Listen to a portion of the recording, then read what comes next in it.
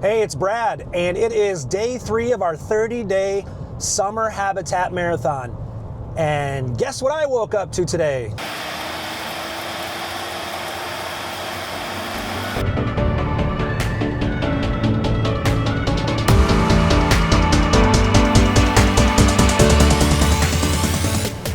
So I wasn't so much surprised as I was disappointed, as I was hoping that that system would go south of us and keep us a little more dry.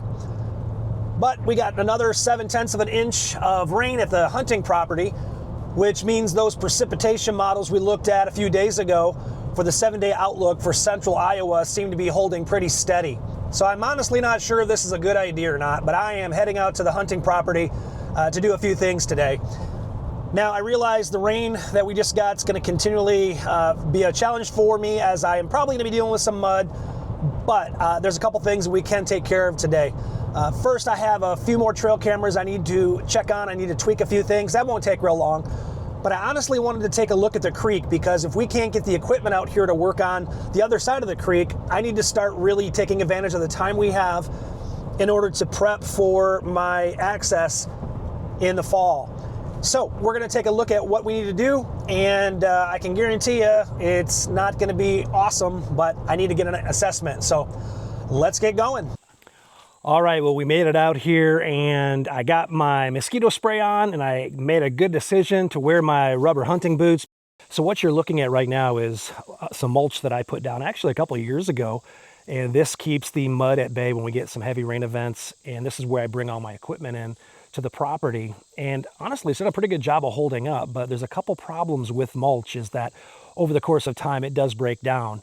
And secondly, if you have a significant rain event and you're on any type of pitched ground, that water is going to tend to wash that mulch down and away, and this is clearly what we're seeing right here, evidence of that. So it definitely is a short-term solution, but we may have to look at something more long-term down the road. So we camp at our Door County, Wisconsin property, and we quickly learned that the best way to keep the mud down is to put gravel.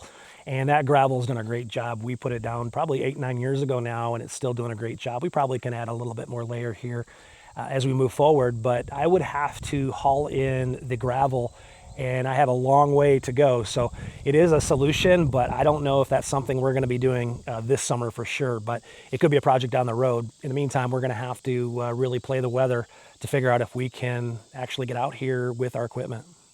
All right, so our first stop is going to be at one of my smaller food plots. It is probably no bigger than 1/4 of an acre, but it's going to be an opportunity for us to see what the buckwheat's looking like. I know we looked at that the other day, but I really need to understand what we're looking at so we could potentially get our food plot stuff in. So let's go. So we made it to this food plot, and I cannot tell you how impressed I am with the growth on this buckwheat. It is hard to believe it's only been a month since I broadcast these, and it's a testament to how much rain and the heat from the summer sun has affected this. And if I could leave it at that, that'd be fantastic. But I can't, because we have this here because we're going to be broadcasting in our fall food plot mix, and we need it to be no higher than this. I mean, this is kind of pushing it, because I'm going to be broadcasting it, which means I have to get above that buckwheat for it to fall in between. And it may look like this is pretty solid, but if you look closer, there's a lot of ground below this that food plot seed's going to fall in, and it's going to germinate.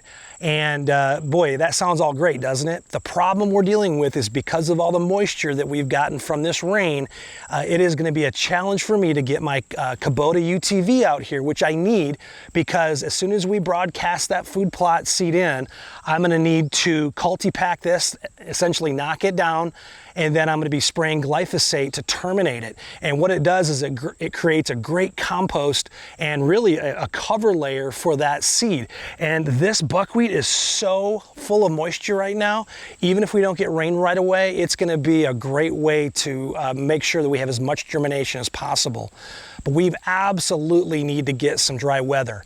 The good news is that even though we've had a ton of rain lately, the next 3 to 4 days looks to be not only dry, but hot. So hopefully some of this will get all dried up and allow us to get out here, because the last thing we want to do is tear up the ground, and that will have some impact later on down the road. This particular food plot's not very far from our entrance, so this won't be a problem at all. The majority of the food plot are 2 acres plus, and a couple other small ones are across the creek, and that's what I have the biggest concern. So if we're able to get out here by Tuesday or Wednesday, hopefully the growth won't be that much more, so we'll be able to get in here just fine. We will leave it to the bees and other insects for a couple more days. I always love to kind of see this.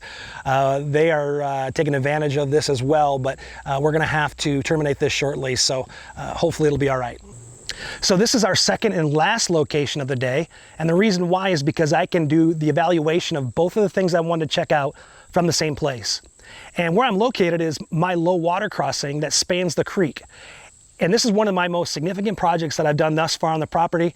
I have a video you can check out that I've linked below if you want to see how I made this. And pretty soon I'm going to have the follow-up to that, and that's where I had to fix the low water crossing after a significant rain event. I'm hoping to have that posted shortly. All right, so let's talk about why I am here at this location. So the first thing that I wanted to check out down here was actually the creek. For those that have followed my channel for a while, you know that the creek bed is one of my primary accesses that I use to get to all of my hunting stands during the bow hunting season. And it's a great way for me to get in and off the property with minimally impacting the deer. However, it takes some work to get it to the point where I can navigate it during the fall. And that's precisely what I wanted to check out today. Now today the water is actually higher than I typically would see at this time of year. And as you know, we've had plenty of rain in the last couple days, and matter of fact, this whole entire month. So it is not normal for me to see it at this height, but there is a benefit. And that benefit is that as that water flow increases, it actually knocks down the vegetation that's been growing here throughout the spring and the summer. One of the things that I have to do every single summer is go through the entirety of the creek on my property and making sure that it is ready to be navigated in the fall. And typically I'll be using my handheld weed trimmer to knock down a lot of the vegetation that has been growing throughout the spring and summer season. And unfortunately, it doesn't matter how much the creek actually flows, there's going to be some work that needs to be done, but I'm hoping that after this water recedes, I'll see that there is less work than I was actually anticipating, and you'll definitely be able to follow that in our subsequent days. So the second reason I was going to come down here is the last time I was out on the property, I noticed that we had a pretty big tree branch that had fallen into the creek, and I need to get that taken care of. The good news is that it isn't impeding the water flow, and I don't really think I'll have that much problem. Even if the water level stays the level it is, I can come in here with my chainsaw and take care of that. Now, this isn't one of the other issues that we typically have. We sometimes have trees that fall into the creek because the banks along the side of the creek have eroded away, and eventually the trees lose their ability to hang onto the bank and fall in.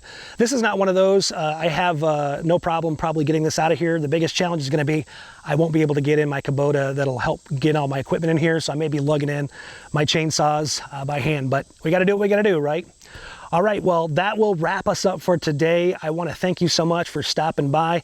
That's all the work we have today out here. I will be doing some work at home as I'm finishing that editing, so stay tuned for what I have coming to you. I will be for sure working tomorrow, so I hope to see you next time on Watch Brad Work.